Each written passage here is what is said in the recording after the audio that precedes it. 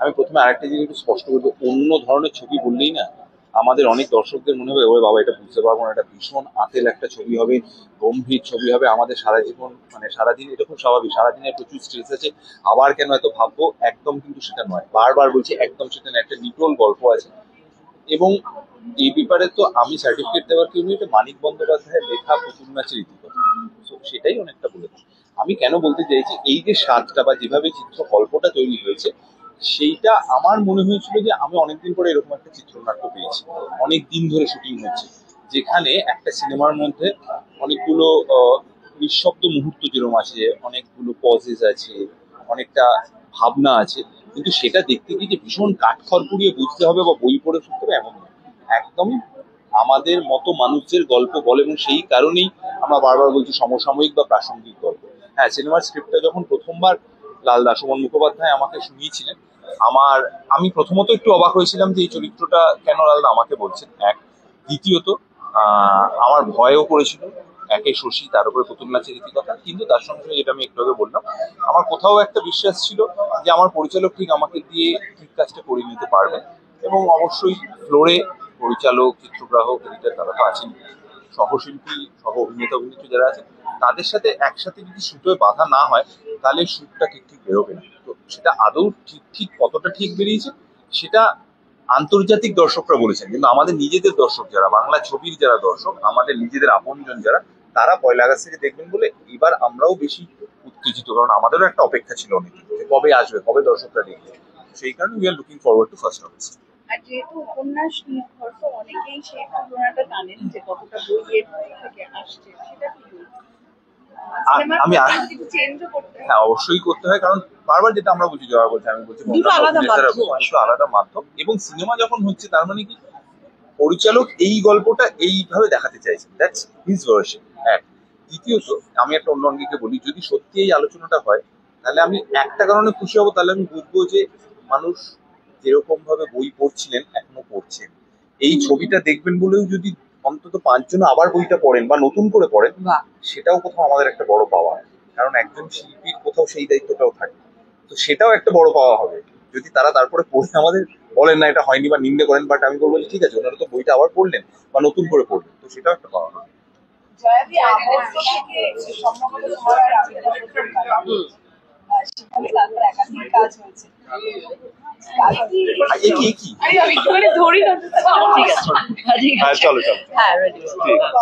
তারপর একাধিক কাজ হয়েছে, যেটা হয় যে বন্ধুত্বটাও বাড়ে এবং অভিনেতার সহযোগিতার গ্রোথটাও তোমরা একে অপরের মধ্যে দেখতে বলবে কতটা এই ছবিতে, যদিও অনেকদিন আগে শুটিং হয়েছে, বলবে। দেখো, আমি আবিরের সঙ্গে কাজ করেছি 2012 এখন 2025 এসে দাঁড়িয়েছি তো, আর এর মাঝেও আরো কাজ কিছু করেছি, আমরা বেশ কিছু করেছি। আমার মনে হয় যদি আমরা সেই অর্থে বলি যে কোয়ার্টিস্ট হিসেবে বোধহয় আমি ওকেই সবচেয়ে বেশি বার পেয়েছি। আমরা একসাথে বড় হয়েছি, বেড়ে উঠেছি, বয়সের দিক থেকে, জীবনের অভিজ্ঞতার দিক থেকে, এবং অ্যাক্টর হিসেবেও। কতটুকু অ্যাক্টর হিসেবে আমরা কে কোথায় উঠলাম সেটা আমি বিচার করতে যাচ্ছি না, আমি আমারটা করব না।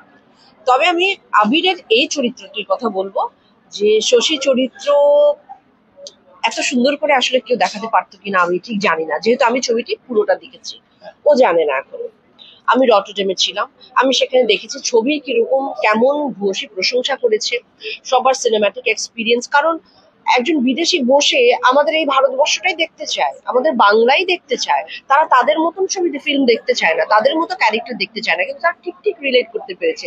শশীর মতো চরিত্র, সেটা বেঙ্গলেও রয়েছে, সেটা পশ্চিমা দেশেও রয়েছে, সেটা ইউরোপে রয়েছে, সমস্ত জায়গায় রয়েছে। তো সেই জায়গা থেকে আমি দেখেছি তারা যখন রিলেট করতে পেরেছে, তার মানে ও অনেক আগেই পাশ করে গেছে। মানে আমাদের এটুকুই দেখার ছিল, সত্যি কথা।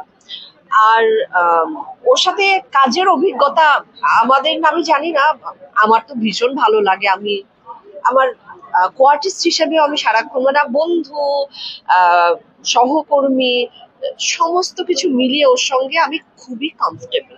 এটা নতুন করে বলবার কিছু নেই, সেটা হয়, সেটা খুব ভালোই হয়। আমি না, এটা মিথ্যে বলছে, এটা আমরাও তাই জানি না, আমি খুব দায়িত্ব নিয়ে এটা করি। এই ছবিতে সত্যি সেটা হওয়ার সুযোগ কম ছিল, কারণ এই ছবিটা এমন, গল্পটা এমন, চরিত্রগুলো এমন, আমরা যখন অভিনয় করতে শুরু করলাম, এবং সত্যি কথা আজকাল আমরা যতটা কম সময় শুটিং শেষ করি, সৌভাগ্যবশত এই ছবির ক্ষেত্রে আমরা একটু বেশি সময় বেশি সময় পেয়েছিলাম। পেয়েছি। এবং যেহেতু অনেকটা সময় আউটডোর শুটও Outdoor করেছে, করেছে। অ্যাকচুয়ালি কিন্তু এরম নয় যে আমরা ভীষণ গম্ভীর হয়ে বসেছি তা না, কিন্তু আমাদের মধ্যেও না এই অনুভূতিগুলো কোথাও খেলা করছিল, এবং আমরা বোঝার চেষ্টা করছিলাম যে সত্যি তো কুসুম ওখানে কেন এরম করলো, বা শশী এই কথাটা কেন বললো। কাজেই সত্যি বলছি, এই ছবিটায় বিশেষ করে চলাকালীন, অন্য সময় হাসি ঠাট্টা ইয়ার্কি হয়, সেটা বন্ধুত্বের একদম অবিচ্ছেদ্য একটা অংশ। এই ছবিটার ক্ষেত্রে আমরা সকলেই না ওই ওই যে জার্নিতে, ওই ওই চাপড়টার জোনটাতে আমরা একদম ওই জোনটায় থাকবার মতো, মানে ওটার চরিত্রই আমাদের ভাবে রেখে দিয়েছে।